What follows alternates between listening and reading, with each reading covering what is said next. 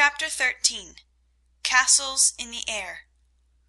Laurie lay luxuriously swinging to and fro in his hammock one warm September afternoon, wondering what his neighbours were about, but too lazy to go and find out. He was in one of his moods, for the day had been both unprofitable and unsatisfactory, and he was wishing he could live it over again.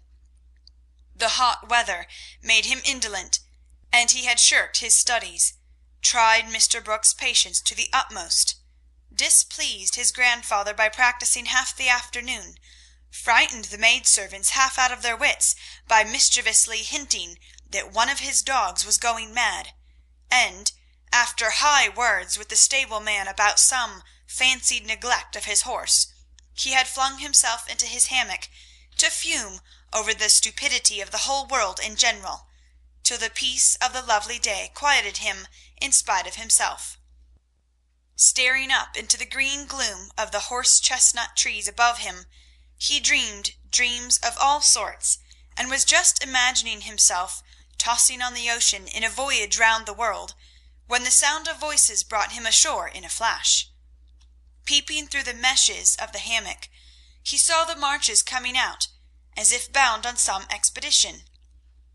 "What in the world are those girls about now?" thought Laurie, opening his sleepy eyes to take a good look, for there was something rather peculiar in the appearance of his neighbours. Each wore a large flapping hat, a brown linen pouch slung over one shoulder, and carried a long staff. Meg had a cushion, Joe a book, Beth a basket, and Amy a portfolio. All walked quietly through the garden, out at the little back gate, and began to climb the hill that lay between the house and river. "Well, that's cool," said Laurie to himself, "to have a picnic and never ask me. They can't be going in the boat, for they haven't got the key. Perhaps they forgot it. I'll take it to them and see what's going on." Though possessed of half a dozen hats, it took him some time to find one. Then there was a hunt for the key, which was at last discovered in his pocket, so that the girls were quite out of sight when he leapt the fence and ran after them. Taking the shortest way to the boat-house, he waited for them to appear, but no one came, and he went up the hill to take an observation. A grove of pines covered one part of it, and from the heart of this green spot came a clearer sound than the soft sigh of the pines or the drowsy chirp of the crickets. "Here's a landscape," thought Laurie, peeping through the bushes and looking wide awake and good-natured already. It was rather a pretty little picture, for the sisters sat together in the shady nook, with sun and shadow flickering over them, the aromatic wind lifting their hair and cooling their hot cheeks, and all the little wood people going on with their affairs, as if these were no strangers but old friends. Meg sat upon her cushion, sewing daintily with her white hands, and looking as fresh and sweet as a rose in her pink dress among the garden. Beth was sorting the cones that lay thick under the hemlock near by, for she made pretty things with them. Amy was sketching a group of ferns, and Joe was knitting as she read aloud. A shadow passed over the boy's face as he watched them, feeling that he ought to go away because uninvited, yet lingering because home seemed very lonely, and this quiet party in the woods most attractive to his restless spirit. He stood so still that a squirrel, busy with its harvesting, ran down a pine close beside him, saw him suddenly, and skipped back, scolding so shrilly that Beth looked up, espied the wistful face behind the birches, and beckoned with a reassuring smile. "May I come in, please, or shall I be a bother?" he asked, advancing slowly. Meg lifted her eyebrows, but Joe scowled at her defiantly, and said at once, "Of course you may. We should have asked you before, only we thought you wouldn't care for such a girls' game as this." "I always like your games, but if Meg doesn't want me, I'll go away." "I've no objection if you do something. It's against the rules to be idle here," replied Meg, gravely but graciously. "Much obliged. I'll do anything if you'll let me stop a bit, for it's as dull as the desert of Sahara down there. Shall I sew, read, comb, draw, or do all at once? Bring on your bears. I'm ready." And Laurie sat down with a submissive expression delightful to behold. "Finish this story while I set my heel," said Joe, handing him the book. "Yes'm," was the meek answer, as he began, doing his best to prove his gratitude for the favor of admission into the Busy Bee Society. The story was not a long one, and when it was finished, he ventured to ask a few questions as a reward of merit. "Please, ma'am, could I inquire if this highly instructive and charming institution is a new one?" "Would you tell him?" asked Meg of her sisters. "He'll laugh," said Amy warningly. "Who cares?" said Joe. "I guess he'll like it," added Beth. "Of course I shall. I give you my word I won't laugh. Tell away, Joe, and don't be afraid." "The idea of being afraid of you! Well, you see, we used to play Pilgrim's Progress, and we have been going on with it in earnest all winter and summer." "Yes, I know," said Laurie, nodding wisely. "Who told you?" demanded Joe. "Spirits." "No, I did.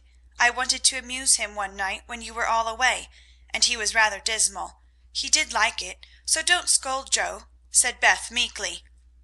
"You can't keep a secret. Never mind, it saves trouble now."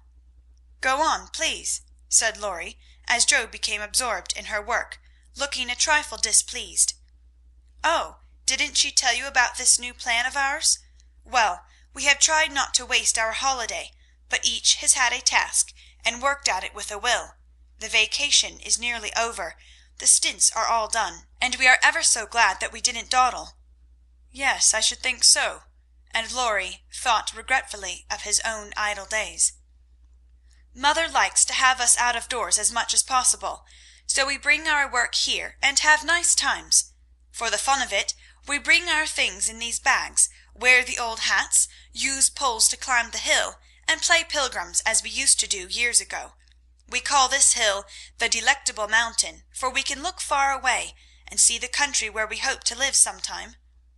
Joe pointed, and Laurie sat up to examine, for through an opening in the wood one could look across the wide blue river, the meadows on the other side, far over the outskirts of the great city to the green hills that rose to meet the sky. The sun was low, and the heavens glowed with the splendor of an autumn sunset. Gold and purple clouds lay on the hilltops, and rising high into the ruddy light were silvery white peaks that shone like the airy spires of some celestial city. "How beautiful that is!" said Laurie softly, for he was quick to see and feel beauty of any kind.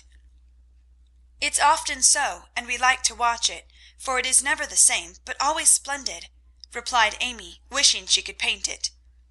"Joe talks about the country where we hope to live sometime. The real country, she means, with pigs and chickens and haymaking. It would be nice, but I wish the beautiful country up there was real, and we could ever go to it," said Beth musingly. "There is a lovelier country even than that, where we shall go by and by, when we are good enough," answered Meg, with her sweetest voice. "It seems so long to wait, so hard to do. I want to fly away at once, as those swallows fly, and go in at that splendid gate." "You'll get there, Beth, sooner or later, no fear of that," said Joe. "I'm the one that will have to fight and work and climb and wait, and maybe never get in after all." "You'll have me for company, if that's any comfort. I shall have to do a deal of traveling before I come in sight of your celestial city. If I arrive late, you'll say a good word for me, won't you, Beth?" Something in the boy's face troubled his little friend, but she said cheerfully, with her quiet eyes on the changing clouds, "If people really want to go, and really try all their lives, I think they will get in, for I don't believe there are any locks on that door or any guards at the gate. I always imagine it as it is in the picture, where the shining ones stretch out their hands to welcome poor Christian as he comes up from the river." "Wouldn't it be fun if all the castles in the air which we make could come true, and we could live in them?" said Joe, after a little pause. "I've made such quantities it would be hard to choose which I'd have," said Laurie, lying flat and throwing cones at the squirrel who had betrayed him.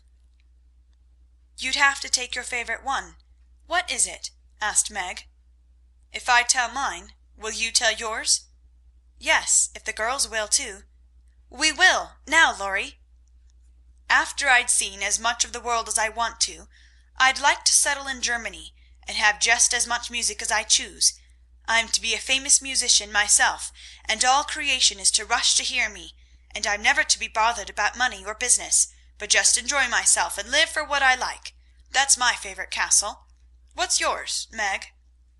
Margaret seemed to find it a little hard to tell hers, and waved a brake before her face, as if to disperse imaginary gnats, while she said slowly, "I should like a lovely house, full of all sorts of luxurious things, nice food, pretty clothes, handsome furniture, pleasant people, and heaps of money.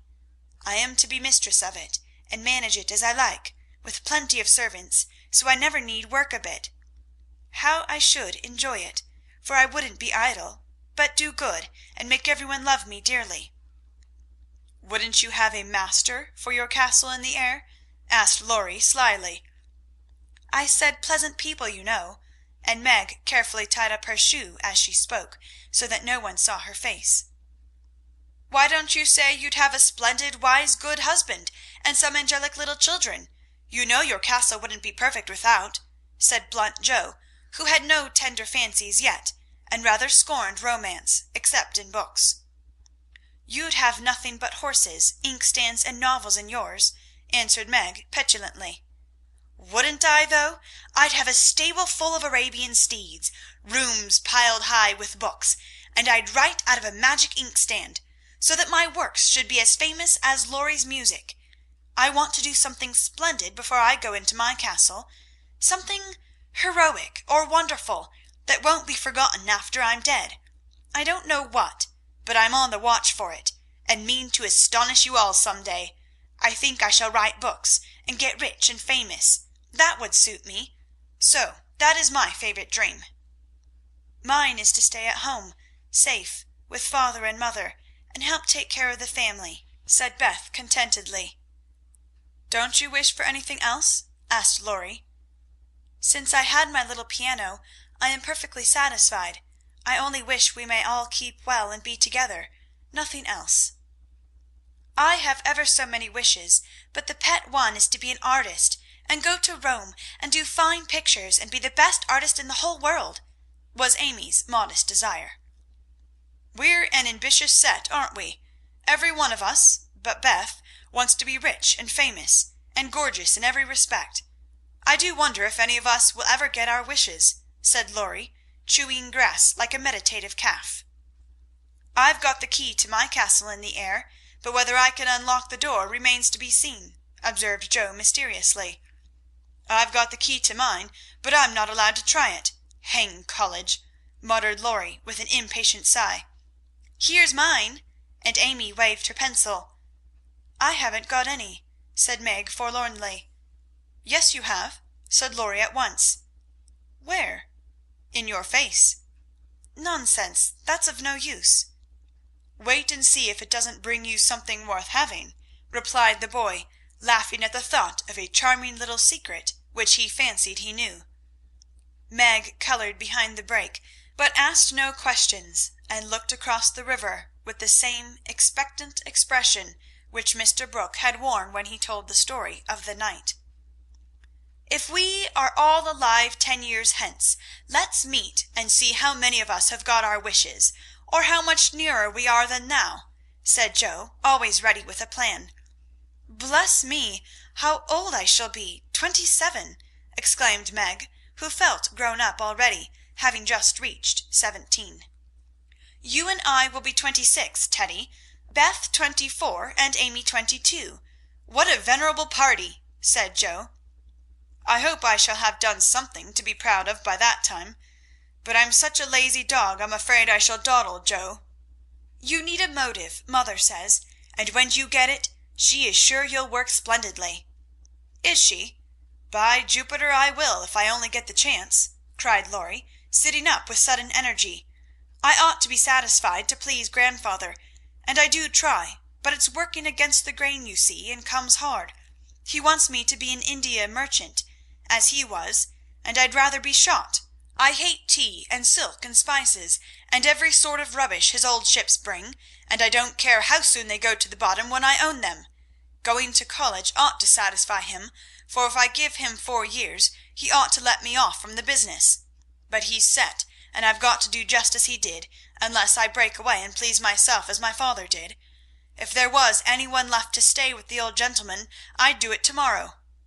Laurie spoke excitedly, and looked ready to carry his threat into execution on the slightest provocation, for he was growing up very fast, and in spite of his indolent ways, had a young man's hatred of subjection, a young man's restless longing to try the world for himself. "I advise you to sail away in one of your ships and never come home again till you have tried your own way," said Joe, whose imagination was fired by the thought of such a daring exploit, and whose sympathy was excited by what she called Teddy's wrongs. "That's not right, Joe. You mustn't talk in that way, and Laurie mustn't take your bad advice. You should do just what your grandfather wishes, my dear boy," said Meg in her most maternal tone. "Do your best at college, and when he sees that you try to please him, I'm sure he won't be hard on you or unjust to you. As you say, there is no one else to stay with and love him, and you'd never forgive yourself if you left him without his permission. Don't be dismal or fret, but do your duty, and you'll get your reward, as good Mr. Brooke has, by being respected and loved." "What do you know about him?" asked Laurie, grateful for the good advice, but objecting to the lecture, and glad to turn the conversation from himself after his unusual outbreak. "Only what your grandpa told us about him, how he took good care of his own mother till she died, and wouldn't go abroad as tutor to some nice person because he wouldn't leave her, and how he provides now for an old woman who nursed his mother and never tells any one, but is just as generous and patient and good as he can be." "So he is, dear old fellow," said Laurie heartily, as Meg paused, looking flushed and earnest with her story. "It's like grandpa to find out all about him without letting him know, and to tell all his goodness to others, so that they might like him. Brooke couldn't understand why your mother was so kind to him, asking him over with me and treating him in her beautiful friendly way. He thought she was just perfect, and talked about it for days and days, and went on about you all in flaming style. If I ever do get my wish, you see what I'll do for Brooke." "Begin to do something now by not plaguing his life out," said Meg sharply. "How do you know I do, miss?" "I can always tell by his face when he goes away. If you have been good, he looks satisfied and walks briskly. If you have plagued him, he's sober, and walks slowly as if he wanted to go back and do his work better." "Well, I like that. So you keep an account of my good and bad marks in Brooke's face, do you? I see him bow and smile as he passes your window, but I didn't know you'd got up a telegraph." "We haven't. Don't be angry, and oh, don't tell him I said anything. It was only to show that I cared how you get on, and what is said here is said in confidence, you know," cried Meg, much alarmed at the thought of what might follow from her careless speech. "I don't tell tales," replied Laurie, with his high and mighty air, as Joe called a certain expression which he occasionally wore. "Only, if Brooke is going to be a thermometer, I must mind and have fair weather for him to report." "Please don't be offended. I didn't mean to preach, or tell tales, or be silly. I only thought Joe was encouraging you in a feeling which you'd be sorry for by and by. You are so kind to us, we feel as if you were our brother, and say just what we think. Forgive me, I meant it kindly," and Meg offered her hand with a gesture both affectionate and timid. Ashamed of his momentary pique, Laurie squeezed the kind little hand, and said frankly, "I'm the one to be forgiven. I'm cross and have been out of sorts all day. I like to have you tell me my faults and be sisterly, so don't mind if I am grumpy sometimes. I thank you all the same." Bent on showing that he was not offended, he made himself as agreeable as possible, wound cotton for Meg, recited poetry to please Joe, shook down cones for Beth, and helped Amy with her ferns, providing himself a fit person to belong to the busy bee society. In the midst of an animated discussion on the domestic habits of turtles, one of those amiable creatures having strolled up from the river, the faint sound of a bell warned them that Hannah had put the tea to draw, and they would just have time to get home to supper. "May I come again?" asked Laurie. "Yes, if you are good, and love your book as the boys in the primer are told to do," said Meg, smiling. "I'll try." "Then you may come, and I'll teach you to knit as the Scotchmen do. There's a demand for socks just now," added Joe, waving hers like a big blue worsted banner as they parted at the gate. That night, when Beth played to Mr. Lawrence in the twilight, Laurie, standing in the shadow of the curtain, listened to the little David, whose simple music always quieted his moody spirit, and watched the old gentleman who sat with his gray head on his hand, thinking tender thoughts of the dead child he had loved so much. Remembering the conversation of the afternoon, the boy said to himself, with the resolve to make the sacrifice cheerfully, "I'll let my castle go, and stay with the dear old gentleman while he needs me, for I am all he has." Chapter 13.